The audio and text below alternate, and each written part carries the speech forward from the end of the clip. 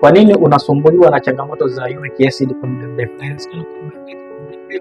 Suluhisho yote kwamba wewe ulikuwa unakimbilia kutibu tatizo na sio kutibu vyanzo vya tatizo, kwa sababu miongoni mwa watu ambao wanateseka na uric acid wanakuwa na sababu nyingi, lifestyle ama changamoto za autoimmune, shida za kinga zao za mwili. Kwa hiyo kitu kinachotakiwa ili kwenda kutibu changamoto za uric acid, maana yake unatakiwa kudili na vyanzo vya tatizo, kwa sababu uric acid inaenda kuathiri damu kwa maana shida za acidosis metabolic, lakini pia changamoto nyingine ambazo zinatokana acid zinakimbia mpaka katika mfumo wa mmeng'enyaji wa chakula ambazo zinazalisha changamoto za acid reflux, lakini hivyo pia inapelekea shida za mifupa kwa maana changamoto za rheumatoid arthritis ama rheumatism.